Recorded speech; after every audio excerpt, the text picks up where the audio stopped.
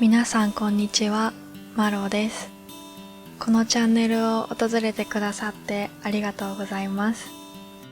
このチャンネルでは26歳の私が日々の中で感じたモヤモヤや立ち止まりながら考えていることをぼそっとつぶやいていきます。私も左右を片手に話していくので、皆さんもリラックスしてラジオ感覚で聞いてもらえたら嬉しいです。今日はこのままでいいのかなとか、何か調べたり試してみているのに前に進んでる感じがしなかった頃の話をしてみようと思います。もしかしたらこの動画を聞いてくださっている方の中にも今それぞれの場所で将来への不安を抱えている方がいるかもしれません。このままじゃ良くない気もするし、でもこれからどうしたいとか具体的なイメージもできないし、もやもやした気持ちが出たり消えたり、そんな時は大きな一歩ではなく小さな一歩を目指してみると気持ちが少し楽になるかもしれません。ここからは私自身の話を少しさせてください。私は会社を長い間お休みしていた時期があります。このままお休みしていてもいいのか、転職するにしても自分にはスキルもやりたいこともないし、ネットを調べてもピンとくる情報も出てこなくて、考えるだけ考えてどうにもこうにも動けなかった時がありました。私はその時、誰かが自分が欲しい答えをくれるんじゃないかって期待して SNS を漁って、どこかに落ちてる答えを自分の正解にしようとしたこともありました。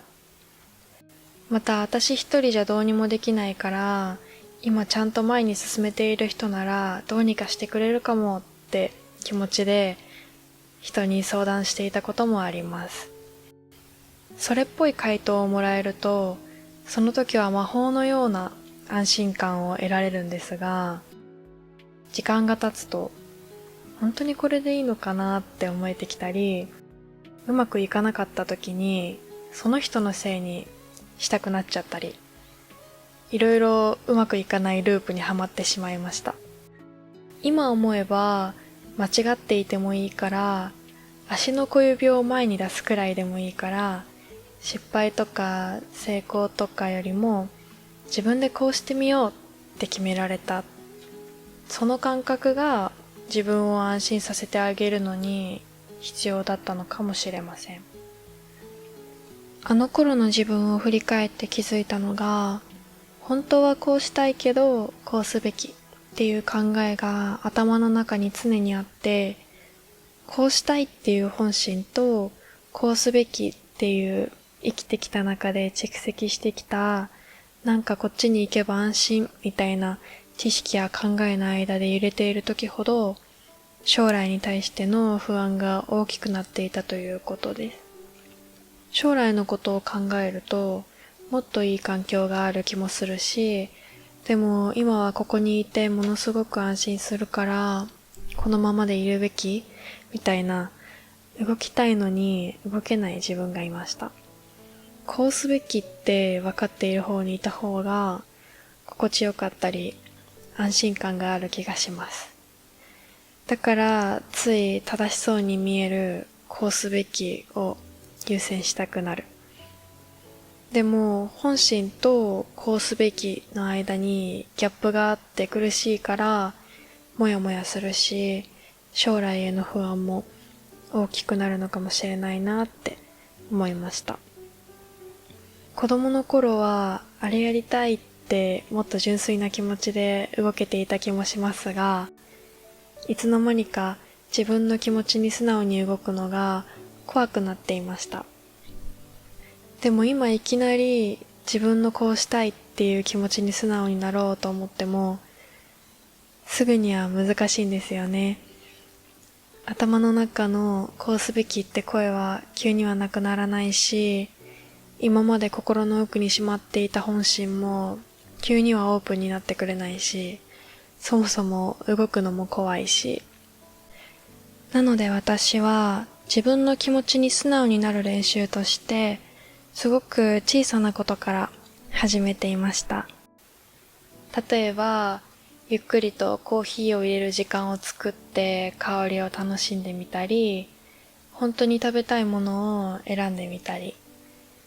人それぞれですが、自分の心が動くことなら本当に何でもよくて、こういう小さな選択を重ねながら、今まで見えていなかった自分の本当の気持ちに少しずつ寄り添う練習をしていました。今思えば、このままでいいのかなって考えていた時間は全然進んでいないように見えて、自分が心地よくいられる場所を必死に探していた時間だったのかもしれません。どこの誰かの人生じゃなくて、自分の正解を見つけたくて、自分ってどういう性格なんだろう、何ができるんだろうなーって諦めずに向き合っていた時間だったのかもしれません。周りをよく見ている人ほど人と比べてしまうし、このままでいいのかなって不安な気持ちも湧いてくるし、みんなと同じように進まないとって思いが強いのかなと、私自身も人と比べてしまうところがあるので、そう感じています。だからこそうまくいっている人と立ち止まっている自分を比べて、自分に厳しくなってしまうのかもしれません。私は今でもこのままでいいのかなって考えることがあります。そういう時に SNS とかで不安になったら周りと比較するんじゃなくて、過去の自分と比較するのがいいって書いてあるのを見かけて、確かになーって思って試してみるんですけど、自分が何かをできている、進めているって感覚を持ち続けるのって難しくて、いつかの自分よりも今ができていないって感じると落ち込んじゃうんですよね。なので、まずは過去の自分と比べることよりも、今できていることに意識を向けるようにしています。例えば、今日は朝起きて、ご飯も食べて、お風呂入って、自分をいたわってて偉いみたいな感じです。周りと比べて落ち込むこともありますが、そういう弱い自分を受け入れて、どう乗りこなすかって考えたときに、自分を褒めてあげることと、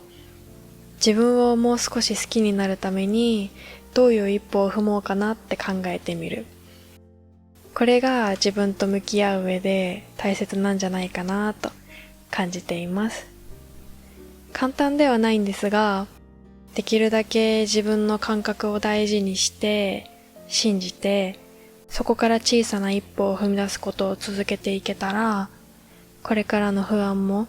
少しずつ小さくなっていくんじゃないかなって、そんな風に思っています。